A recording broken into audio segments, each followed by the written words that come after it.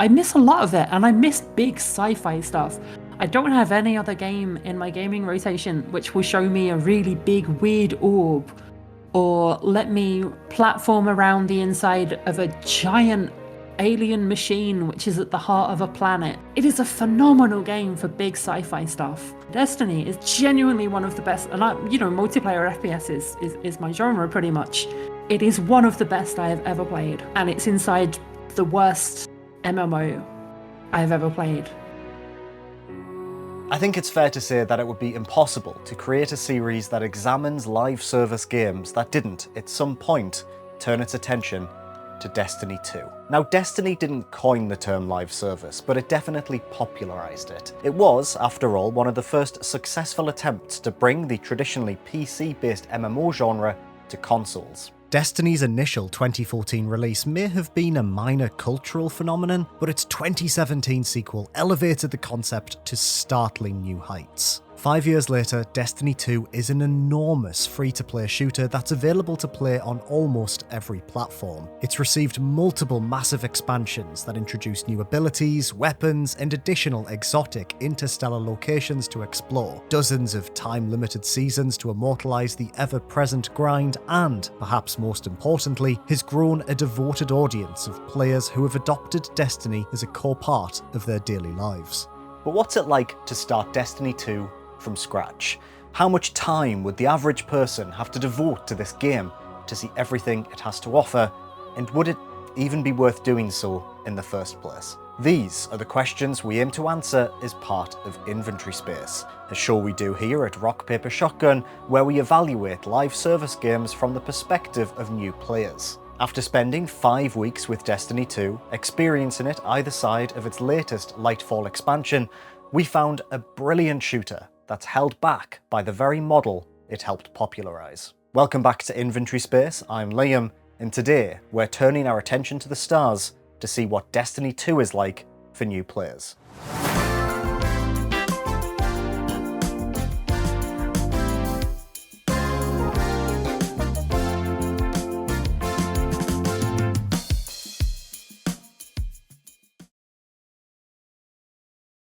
Hey everybody, it's great to be here. I want to tell you a little bit about what Bungie's been doing for the last few years. After Halo, we ask ourselves the question, what next? What's worth doing? When you have a studio with this much talent, what do you point it at? How could we take a genre that we know and love so well, the first-person shooter, and turn it on its head again? And our answer is Destiny. The landscape of multiplayer games was vastly different back in 2013. The runaway success of 2007's Call of Duty 4 Modern Warfare and its various sequels resulted in a sort of multiplayer mania that saw every publisher cramming an online mode into their games in an attempt to steal a small slice of Activision's billion-dollar pie. 7 long years later, shooters continue to reject the full spectrum of what multiplayer games were capable of, opting instead for grey military gun games every single time. But with the upcoming release of both the Xbox One and PlayStation 4, the expectation was that the improved power of these next-generation consoles would result in more dynamic, innovative online experiences. For the original developers of COD 4, now operating under the name Respawn, this innovation took the form of Titanfall, a multiplayer shooter that expanded upon Call of Duty's gunplay with additional features such as parkour and pilotable mechs. Titanfall felt like the logical next step forward for the genre, applying additional layers of complexity onto an already proven formula. Titanfall was a safe choice, and all but guaranteed to be a hit. But Bungie had other ideas. Unshackled from their previous publishing agreement with Microsoft, the team were working on their follow-up to Halo, a series that had redefined the first-person shooter and proved the viability of online multiplayer on console. Destiny was a more ambitious title than Respawn's Titanfall. Like Halo before it, Bungie was attempting to bring a traditional PC genre to the console masses, translating the skill and depth of a game like World of Warcraft into something that could easily be played using a controller.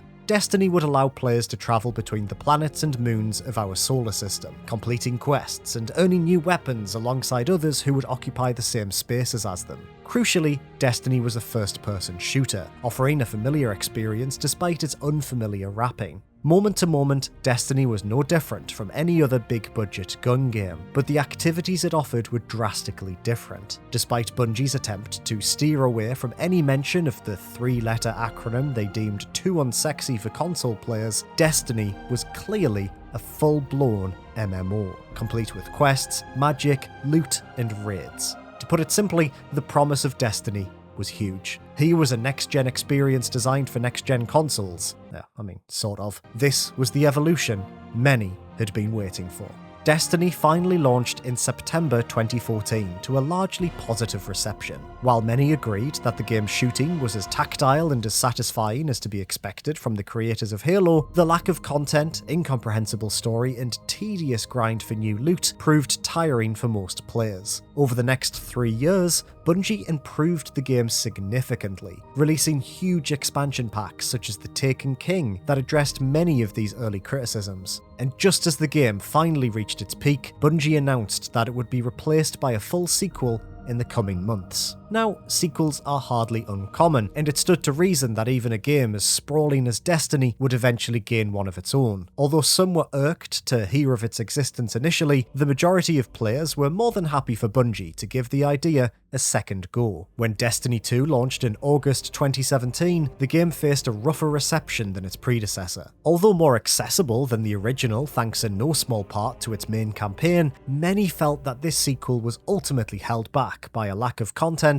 and the addition of a premium storefront that locked previously free features behind a paywall. Despite its smoother edges, Destiny 2 felt more like a strong foundation rather than something that could be considered complete. But as the years went by, Destiny 2 changed significantly. New expansions added much needed activities and dungeons for players to tackle. The introduction of seasons provided time-limited events and rewards for those logging in to play every single day. And in 2019, the game went free to play, allowing players to experience the majority of its content without spending a penny. Things haven't always been easy, though. Destiny 2 has frequently introduced changes that have annoyed and alienated its long-standing fanbase, most notably Bungie's decision to remove locations, weapons, armour and missions from the game alongside the release of its Beyond Light expansion pack in 2020. Although this isn't a hugely unusual practice for games of this size, the move proved divisive as the cuts removed the game's highly received base campaign as well as expansion pack content that players had previously paid for. The whole situation raised a number of sticky questions about digital ownership alongside how best to combat bloat in a long-running MMO, and although Bungie has since backtracked on this decision by vowing to never cut any more content moving forward, it marked a significant moment in the game's lifespan. Nearly 10 years on from the original release of Destiny, it's hard to understate the effect Bungie's MMO has had on the industry at large. Like Modern Warfare before it, Destiny changed the rules of what a multiplayer game looks like in the modern era. Since 2014, countless publishers have attempted to release their own Destiny killer, with the likes of Ubisoft's The Division and Square Enix's The Avengers trying and failing to capitalise on Destiny's enduring success. And arguably, without Destiny defining the template for a modern game as a service, we wouldn't have ended up with PlayerUnknown's Battlegrounds, Fortnite, and Apex Legends. Destiny proved that long-running multiplayer experiences could be expanded, improved, and, perhaps most crucially, monetized in ways traditional team shooters couldn't. Whether you love the game or hate the effect it's had, it's undeniable that Destiny marks a pivotal moment for games as a medium. With a history as complex and an impact so large, Destiny was always a prime candidate for this series, and one we were excited to examine from a fresh perspective.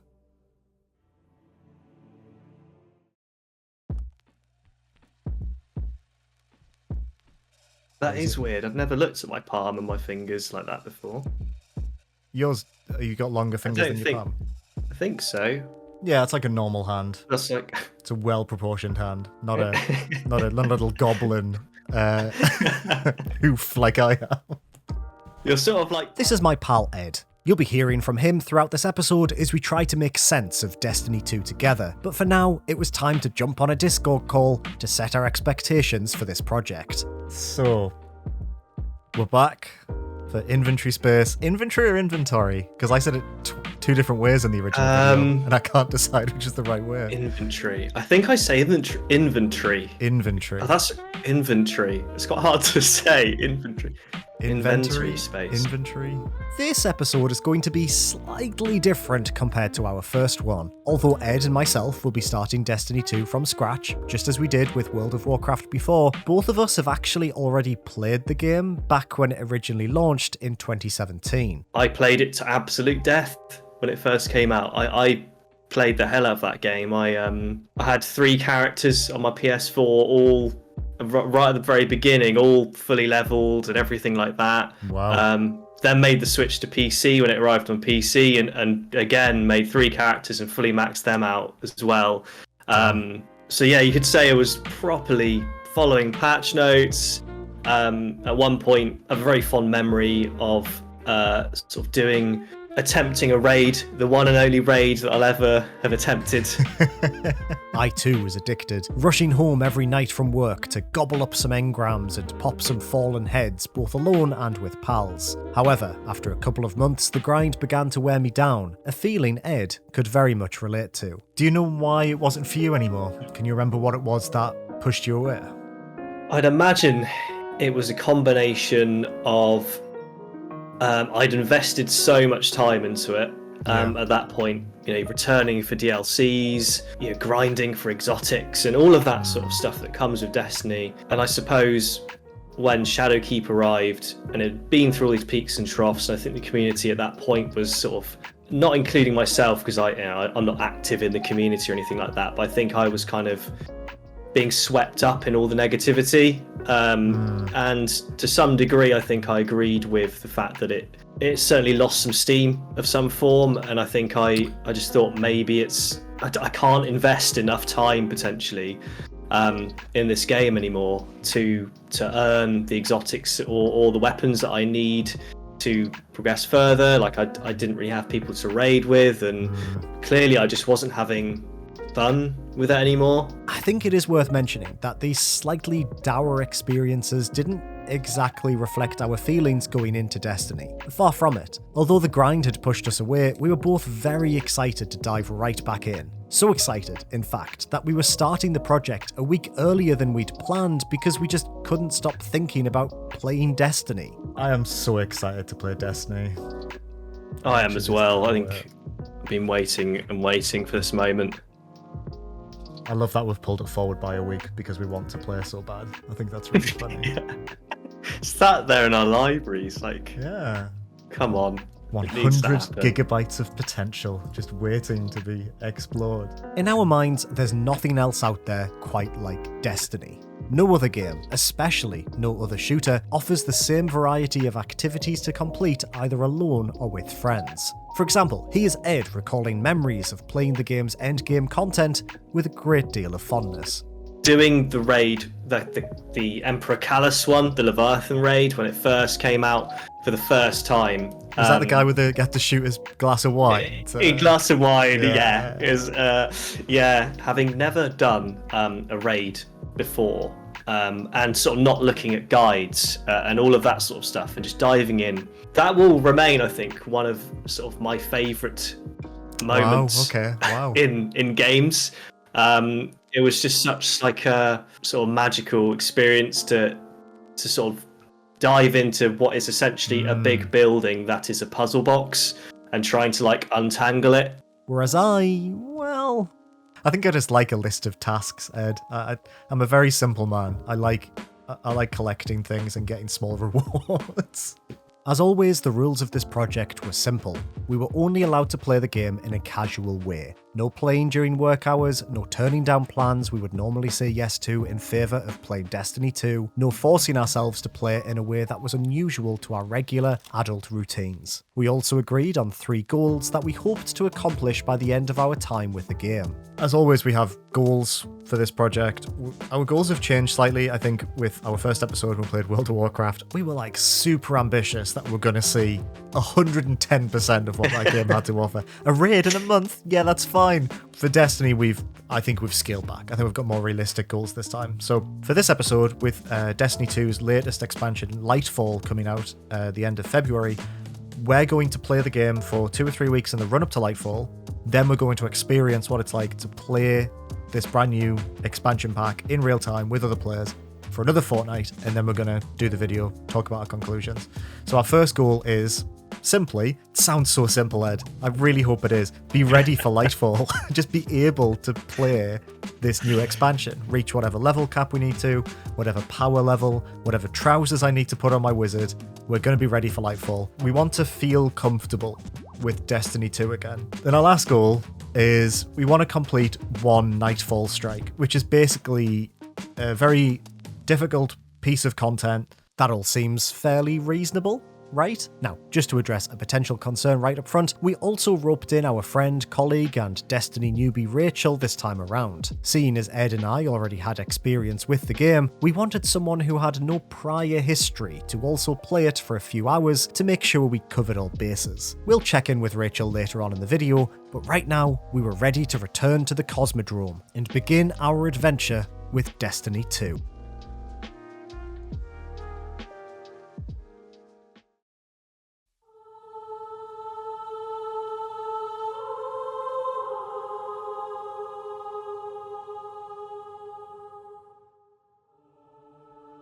Unclaimed Prime Gaming rewards expiring soon was the first thing that greeted us as we logged back into Destiny 2. But it's fine, we dismissed the pop-up with a quick swipe of our mice and created brand new characters, undeterred by the loss of Bezos's cardboard engrams. We were excited to be back after however many years, and we were in a forgiving mood. There was that sci-fi whistling sound that echoes quietly off the walls of the menu screen, the floaty orb of a cursor, our ship sliding into view. Destiny gave us a number, and it was 1350, at once totally meaningless and perhaps the most meaningful 4 digits of our lives, or the next few weeks at the very least. Then onwards into a cutscene where a large space marble appeared and doled out some light because it felt particularly generous. Meanwhile, the evil intergalactic Toblerones closed in. Cool. Anyway, we arrived back in the Cosmodrome and Ghost rattled us awake, and we shot lots of messed up little guys who had a grand time. It only took us a few headshots and the familiar crunch of Destiny's arsenal rendered us mute. We just spent a moment enjoying the blissful destruction at our fingertips. Blasting alien heads was wonderful, what with those sizzles of mist that erupt outwards like we'd wrenched the lid off fleshy, boiling kettles. Once we'd surfaced from Rapture, we realised that the starter experience had changed a bit. We met a Power Ranger called Shaw, who had an animal skull and a segment of its spine strapped to his left arm. I'm confident he would feature in an episode of The Boys as a prop to showcase Homelander's strength, where he'd be throttled to death within the first couple of episodes. I'm also confident that he steered us through what was, largely, a tutorial island filled with missions that reintroduce us to questing, and how characters like Shaw exist outside of cutscenes as vending machines. We got used to popping on gear to raise our number from 1350 to 1353. 1353. We understood that, so far, the game had taken a step towards providing a better experience for newcomers. After Shaw bid us adieu, a sudden pop-up covered our screen. Be brave or become legend, it asked us without a word of warning. Liam quickly deciphered Destiny's intentions here, as pressing escape meant hitting another obstacle. Did we want to play the Witch Queen? No, hang about. We wanted to start a previous campaign, the one from Beyond Light? Maybe pop to the tower? New Void Fragments, new Duality Dungeon, King's Fall Raid, another endless stream of pop-ups to close. Engage in covert operations, revive the Warmind, what? As returning players, it felt like we'd been punked by Shaw. Luckily, prior experience helped us vaguely understand that we could go and forge our own path. These were the equivalent of awakening from a 2-year slumber to an inbox filled with automated emails. For new players though, man, Destiny 2's scattershot approach couldn't possibly make for a smooth start, could it? For even if you mumbled Shaw to yourself and hopped into the Witch Queen's campaign, you'd engage with the past eventually. As we said earlier, Destiny 2 is a game that's bursting with expansions. We definitely felt overwhelmed as we hovered our reticles around the UI and skimmed over lots of blinking icons. A timeline told us about historical moments in Destiny and what expansions we'd purchased, sure, but nothing told us where to start, or rather, the right place to begin, to actually start from scratch and build up our knowledge from one expansion into the next. All the blinking icons gave us multi-step quests and implored us to gather cubes and orbs to plug into matrices or whatever. Scratch, it turned out, was a Frankenstein's monster. I think, perhaps, one of the greatest examples of Destiny 2's fragmented nature was when we turned our attention to the EDZ, one of the first starter areas we remembered from Destiny 2's launch. Yep, Devrin Kay was there, the stereotypical British guy who likes tea and looks a bit like Joel from The Last of Us. He tasked us with a Lost Sector mission, one where we need to clear his basement of baddies. Normal, fine, exactly how he remembered it. Then the Whirlwind Tour began, another quest that felt like several stitched together from multiple expansions. Was it a strike from Forsaken with a dash of Kay's original checklist? It made zero sense as we wandered up to a Cade 6 stash and got handed an exotic weapon, like we just played through a hazy memory. It became very clear then that Destiny 2 suffers from the same condition that Blight's World of Warcraft: bloat. It is, quite literally, bursting with content. We already knew that it trimmed some fat, cutting some expansions out of itself entirely, but this was the first example of Destiny chopping old quests up and grafting them together into something that resembled compact. Compensation lies in a few redeemable exotics if you're one of the folks who paid money for them in the past. All the other older content, well, they blink on the map or they don't blink at all. For the most part, Destiny steers your eye away from them by pointing to the Witch Queen and shouting, "Hey, here's the new stuff," tucking the older content away in the dusty corners of unblinking planets. At this point, you might be wondering whether it costs anything to enjoy the game or how vast Destiny 2's free-to-play offerings are. Good questions. I've had to genuinely look up a guide for this bit, and being totally frank with you, it's a confusing minefield. Jump in for free and you'll get an introductory campaign and access to a number of activities like strikes, seasonal events, and old raids. What's neat is the ability to test out 1 or 2 missions from each of the current expansions, Beyond Light, Shadowkeep, Witch Queen, and Lightful. Here comes the catch. Unfortunately, much of the game will require you to part with your hard-earned cash. If you want to experience everything Destiny has to offer, you'll need to buy one, if not all, of the game's expansions. You can get away with only buying 1 or 2, to be fair, but none are cheap. Say you end up buying all the expansions. Destiny will only really prioritise its latest campaign, and the rest will simply result in a stack of quests that lead to a gimmick that's probably long past its sell-by date. Then again, because the game's bursting with stuff to do, it's nice being able to hop into various stuff and just shoot things and make numbers go up. And really, if you just take Bungie's word for it and hop into the Witch Queen, you'll be fine. Anyway, enough of that. Back to our first time playing the game. Yes, Liam and I analysed the new player experience. We also talked about some of our favourite books. It was the first little book I'd read about just some guy having a slightly shit time, and then there's some like joy in there though. There's something really special about it, and it's considered like a bit of a classic now. My upcoming trip to Japan and how Liam burned his hand. We were both present and not present at all. Like one of those scenarios where you're doing something and it's not really registering, but you remember enjoying it all the same. That was Destiny to us, a turning inwards to a trance-like state, where our moods were high and our chats energetic, all powered by Destiny's impeccable shooting. Despite our gripes, we ultimately had an absolute blast in those opening hours. Only occasionally were we brought out of our trance by confusing story moments. Now, what the f*** were we doing? Interrupting the flow as we brought up our maps and tried to pinpoint the next blinking mission icon. We learned pretty quickly that we had no idea how Destiny 2's story had evolved as returning players. Back then we had a slight understanding of what went down. I mean, I remember being somewhat intrigued by the Curse of Osiris DLC and how the Vex attempted to construct a dark future. I wasn't someone who looked up YouTube explainers on the finer details, but hey, I had at least somewhat of a passing interest in it all. Ooh boy, the sheer wealth of stuff Liam and I had missed though.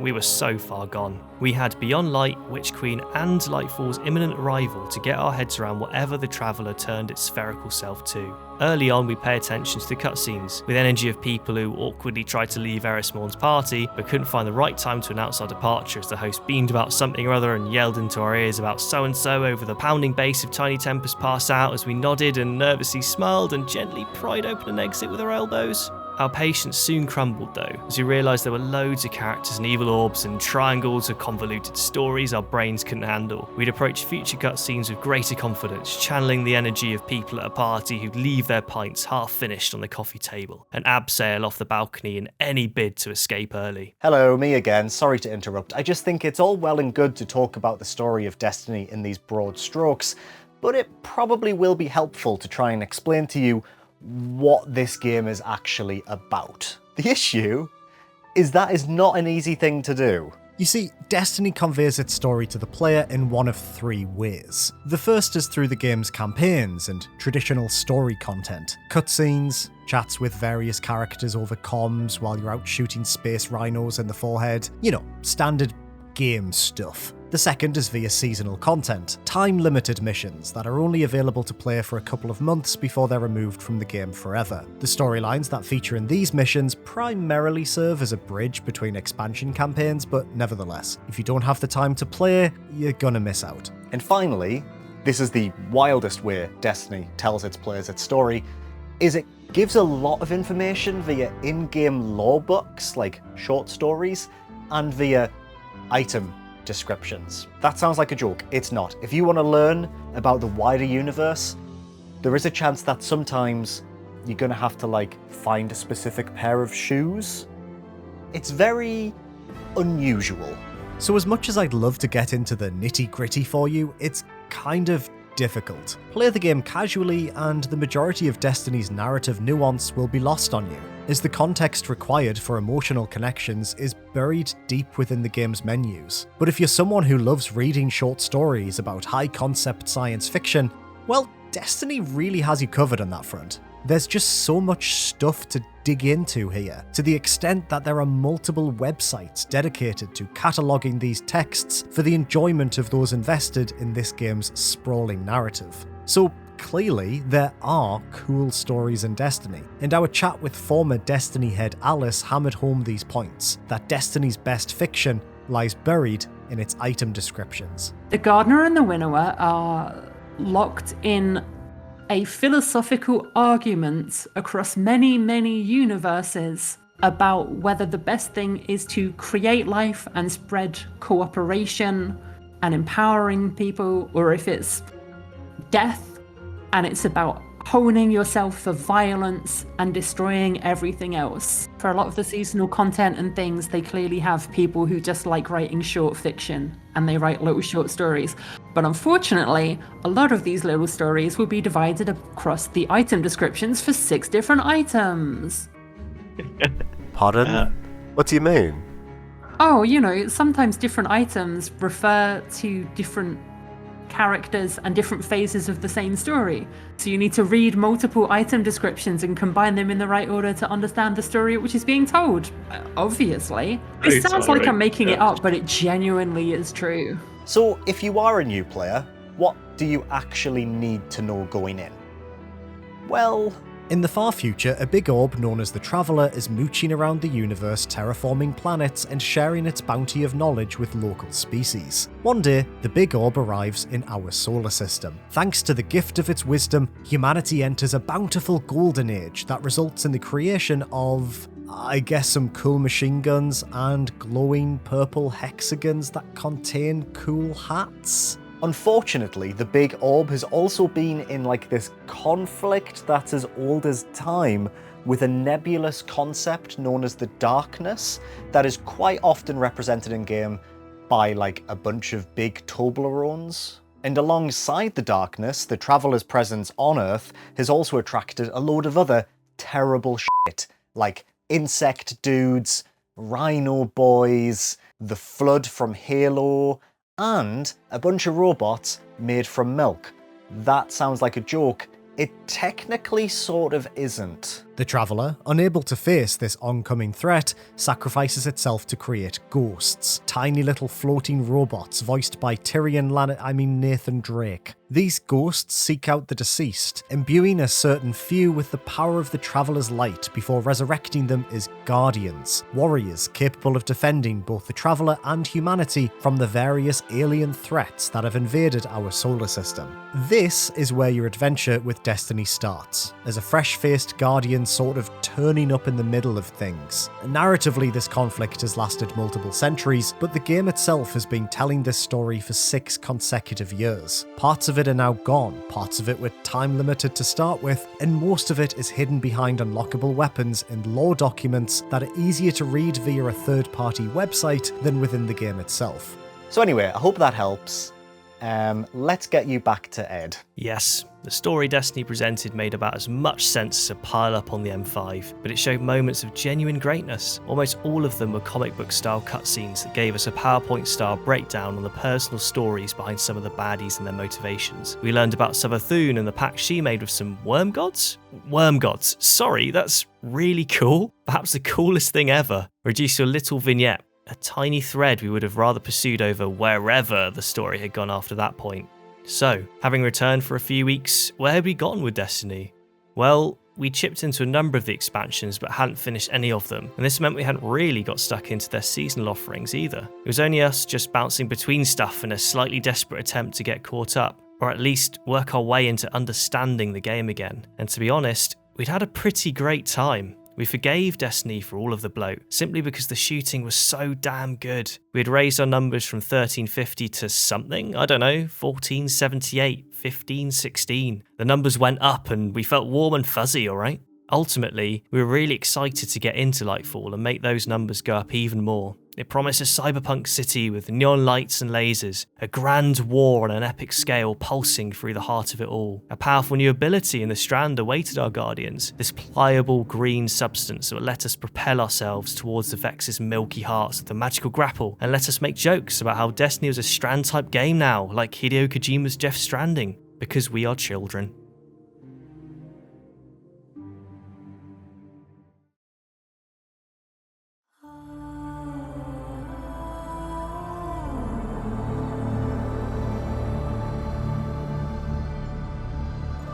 What awaited us on that first day was nothing. Liam wasn't free and I wasn't free either. Apparently, the servers had a mare anyway, so we missed another inevitable battleships and chess session, which is something we turned to when Overwatch 2 servers chugged on its very own launch day. What awaited us on Lightfall's second day then was a different number.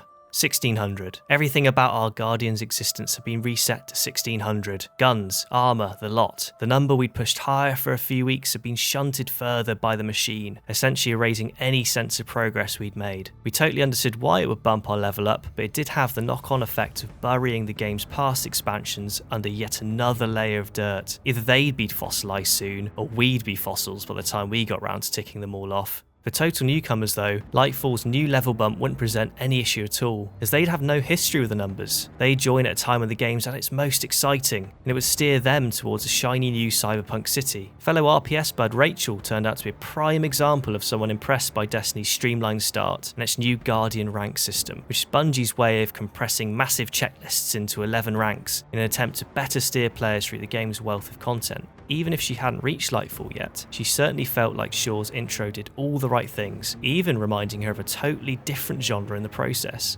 Did you feel lost? Did you feel like you started the game and you were like, there's a lot here? Or did you feel like you were, very easily pushed down a certain path and you were more than happy to follow?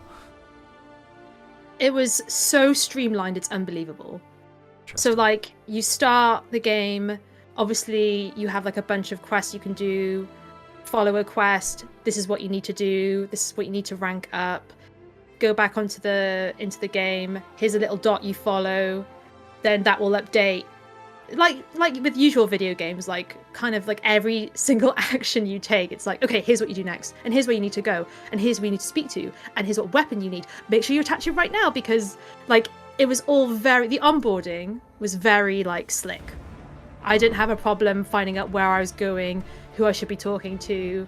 The map would have a symbol where I was going. You could fast travel back and forth. There was bikes to run around on.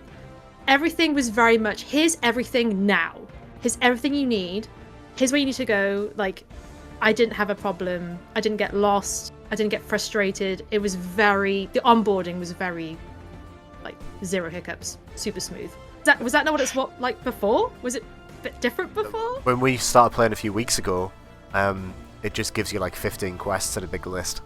That does sound wildly different though. It does. It's funny because I feel like Destiny in terms of shooters and getting that serotonin boost is what Disney Dreamlight Valley is for farming sims. Disney Dreamlight Valley will just throw shit at you. And everything happens instantaneously. You don't have to wait an hour for stuff to grow. It's done now. You don't have to wait for this to happen. It's happening right now. Everything is all at once. And so when I was playing Destiny, that kind of loop of reaction, and that is so short, but like it's very Dreamlight Valley in that everything you want is here right now. There's like no waiting. Like, I just think that's what I was thinking of when I was playing. As for Liam and I, well, Lightful hadn't delivered on its promises. Not that we'd really understood any of the Witch Queen's story beats, but we certainly found the bits of its campaign we played a real treat, Crimson Cathedrals and all. Lightful, though, properly amped up the sci-fi nonsense. Bush baby looking Martian with a chimney for a head rambled on about the Veil and teamed up with Emperor Callus to launch Toblerones into the Traveller. By the way, no one explained what the Veil even was, and to this day I don't think anyone will ever know what it is. It didn't help that the cyberpunk city we'd been so excited about was largely devoid of life too, aside from a duo of surfer bros who'd only served to amplify the story's nonsense. I don't think even Alice's interesting tidbits could save us from their drool. Yet again though, the simple act of shooting in Destiny 2 remained astonishingly good. No matter what, we found ourselves back again in that wonderful rhythm of crunching enemies with the punchiest of guns, and chatting about nothing in particular. Lightful certainly hadn't made a great first impression, but we persevered for its bullet-slinging joys. Although, there's always a but, isn't there? Lightful had a tendency to bring us out of our happy place more than any other expansion we'd visited yet. I think something we dubbed Pis Walls is the perfect summation of the campaign itself. Early on, we entered a room where, dead ahead, some rhino boys were poised to attack us. Without a moment's hesitation, we both rattled some shots off. Oh, yeah. Hello, mate. Oh, right. Okay. It's a window. Only to discover that we'd automatically shot a pane of glass coloured like piss. Everything had a piss-like haze to it, so it blended in nicely. The game had, in a shock turn of events, prevented us from shooting something, in a way that both brought us out of the trance and made us look like fools. Okay, here's the plan. Oh, the another window. In windows. What is it with window? Why? Fuck. Oh, like a piss window as well. We both just auto. That was so. It's like exposed how automatic like we are in this game. The piss wall incident happened multiple times, all taking place outside the city, which is, ironically, where most of our time in Lightful had been spent anyway. The expansion had a tendency to subvert our attention away from its sublime action and push us into a necessary grind. Sure, those strikes and other activities would refocus our attention on action, but we just wanted to enjoy the campaign. We spent one fateful evening with Liam genuinely on the brink of death from a minor cold, running in circles as we desperately chipped away at two dudes with big axes for what seemed like an age. Little did we know we weren't anywhere near the recommended power level for that mission. Piss. Throughout, we also got to sample Hideo Kojima's new Strand ability. We'd look within over and over and over again, which granted us the ability to grapple about and send out little matrixy cockroaches to nibble on the heels of our enemies. We both really rated this newfound power as it felt devastatingly powerful and kept us light on our twinkle toes. Yet it would never just give us the Strand. We simply wanted to achieve our dreams of becoming sci-fi Shreks, but it was gatekept by level grind and the equivalent of an extended tutorial. We spent a number of long evenings together trying to barrel through Lightfall, and we became increasingly weary. We never did get Strand, so that was one of our goals left unticked. This also meant we hadn't even reached the game's seasonal offerings. A shame, as we'd heard good things about the Season of Defiance and its endgame goodies. The hours you need to put in as a casual player are high then, but it's totally doable if you chip away over however many days it might take you. The trouble lies in whether you'd want to invest the time, and whether Lightfall makes for a strong starter experience. For us, at least, Lightfall was an obstacle that we need to cross to reach any possible good stuff, with a lot of our early energy worn down by dull quests, tedious grind, and silly stories. Sorry, I know I've been ragging on the game for a bit here. For the both of us, our time with Destiny 2 was genuinely a treat. It reminded us that the game has unparalleled shooting, and that at times Bungie is capable of true magic when it comes to action-packed set pieces and dizzying sci-fi vistas. Yes, you may have to pay a lot of money to experience some of the oldest and greatest expansions, and even with the advent of Guardian ranks, it may still not present to you a cohesive path. But the game is bursting with activities for folks who enjoy cracking open engrams and controlling powerful space wizards. Who better to speak with about this than Dan Jones, a marketing whiz at our parent company ReadPop? and someone who's played seriously since the original game's alpha. He admitted that he invests less time in Destiny than he used to, but he was still actively engaged in the game. For someone of his calibre, it's clear that there are plenty of activities to crack on with, as he talked us through his clan's weekly routine. Probably a normal sort of week, if we were logging on, would be like Tuesday on reset, we would log in, join up with 3 people, unless some people want to do it solo just because they want to appreciate like the story content on their own. We would jump in, do the story content, and then would be like obviously like a weekly mission. We'd do like the new seasonal activity that they've got in. You'd do 2 or 3 of those to unlock whatever the new node is with the vendor, and then we would probably jump in meeting for a raid. We would then go in for a couple of hours, do a raid. You might do 3 raids where you might keep the boss checkpoint and try and farm that to get the exotic at the end, and then we would jump in, do a dungeon or a nightfall or a GM depending on at what point of the season we are in. And then it would be Wednesday, Thursday, Friday would be the same. You'd be doing like, there'll be other people in the clan that would jump in and do another raid, or would be looking to do more GMs or nightfalls or a seasonal activity to grind out for red borders for weapons. And then the weekend we would do exactly the same. We might, if Trials is on, we might all give it a go for a laugh and see how far we can get. I've never been to the Lighthouse, but it would be an achievement. And then, yeah, Monday would be like just mopping up anything else that was outside of like the story content that you needed to do. So like, obviously Destiny has the weekly challenges that they bring in, where it's things like go complete a nightfall, go play 5 like modes in competitive, or go do Gambit using a heavy machine gun. So we would like work on those things together as well. And then there's obviously like the season rank upgrade, like the vendor upgrades that you can do, and like we would probably work on that. So if it was a double rewards for Gambit, we would try and get 4 of us to go into Gambit and have a laugh in Gambit and sort of like try and do that while it was double rewards. So it's kind of a mixture of that really, like around it, but mainly it's mostly story content first, get that done so that you kind of know what the week is and how it's progressive and sort of what the radio communications are and what's going on around in the world, and then sort of work through the weekly challenges and everything else. Throughout, it became clear to us then that Dan's love of Destiny was tied to community, demonstrating how live service games have the power to bring people together in beautiful ways. We've got a Discord server that like we all talk, there's like 40 to 50 of us in there, and we're all talking about the game. We're all trying to like arrange to meet ups and do things online. So it's like, that's just a very nice place to go into. And yeah, we've been together for so many years now. We know each other, and like I said, we've come together for events and like in real life meetups, which is something that I think if we weren't part of that game, there has never been another game that I've been part of that has done that. Yeah. Like I've never got a whole dedicated server for it, and we've never met up and played the game in real life. I've never had that sense before. I'm not saying other games don't, but Destiny has gripped it in that way. It's just, yeah, it's surpassed all that community expectation I think any of us thought. For us though, the game demands a lot of one's time. Occasionally dipping your toe into it might work, but it'll take far more of an investment if you'd like to engage with the game's greatest spectacles, like the raids for instance. No matter what, you can't escape the grind, and it might just leave you behind if you can't schedule your free time around it. And ultimately, we'd rather play something else. To truly enjoy everything Destiny has to offer, it must be your everything game. We'd rather play other things nowadays, like, I don't know, Vampire Survivors or, God help us, Fortnite?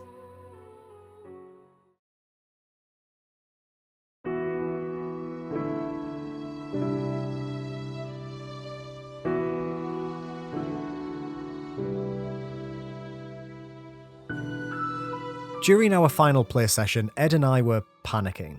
It was 11:30 PM and we had just realised that we were still 6 missions away from wrapping up Lightful. Not only that, but 5 weeks into this project, and we still hadn't even touched upon the game's seasonal content or its PvP Crucible mode. We sort of stood there, in a farm, feeling like the problem was us. We had given ourselves an extra week of time, and yet there were still vast swathes of content we had yet to even start, never mind complete. Out of curiosity, I checked how long I had played the game for via Steam, and was startled to discover that over the last 5 weeks, I had poured over 30 hours into Destiny 2. That was a little more than we expected, especially considering our casual approach to the game, and Yeah, we were forced to admit that we had actually broken our own rules once or twice by sneaking in play sessions during the workday like school kids skipping chemistry class to go and buy sweets from the corner shop.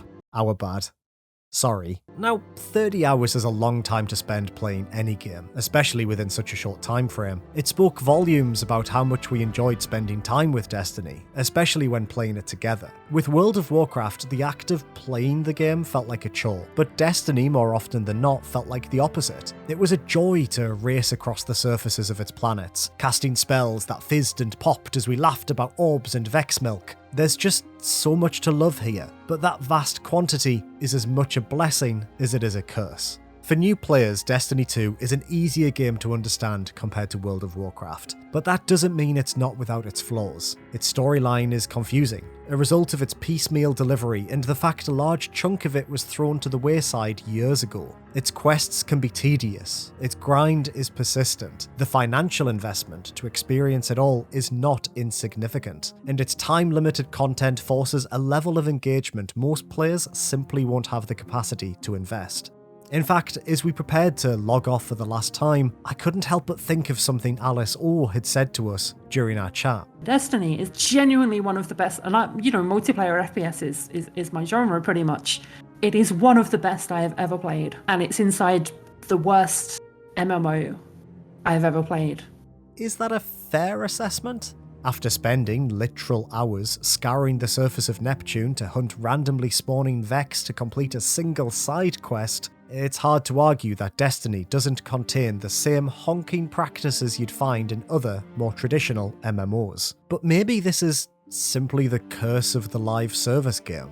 Destiny is more than capable of delivering bombastic, action-packed campaigns that rival those found within any other big-budget single-player FPS, but what happens once a player has finished that final mission? How do you keep players engaged past that point, other than to hand them a laundry list of micro-quests that offer a shiny new pair of boots in exchange for a large chunk of their precious time on this earth? And in turn, how does a company feed a horde of players ravenous for more, always more, while also focused on delivering finite campaigns that last for 6 to 7 hours at most? I'd say it's a matter of perspective, but Destiny forces you to perceive all parts of itself no matter your preferred activities. You cannot engage with the linear, narrative-driven sections without being forced to toil away within its repetitive, grindy playlists. For some, like Dan, Destiny offers an embarrassment of riches carefully designed to ensure you'll never become bored, but it's easy to see why others, like Alice, see Destiny as a grindstone that will sand you down regardless, given enough time. And yet, as I sit here, reflecting on our time with Destiny, I can't help but love it. Despite how often it's been imitated, it remains a singular thing. A vast sci-fi adventure that whips you between dreamlike vistas at a breakneck speed. A generous, wondrous, awe-inspiring adventure of good versus evil. A game that falters frequently but has never let its failures deter from its ambition. You know, I love the name Destiny. Now, roll your eyes all you want, but it's undeniably an evocative word that inspires so much imagery that the game largely, astonishingly, delivers upon. What awaits you in Destiny 2? Some confusion, maybe some minor irritation, a slight sense of displacement is all but guaranteed, but over there, a vista, a powerful weapon to discover, a horde of Vex emerging from their digital realm, ready to fight the Traveller, to destroy the last city, and you, Guardian, with crackling magic flowing through your veins, are all that stands between fading light and encroaching darkness. What more could you ask for?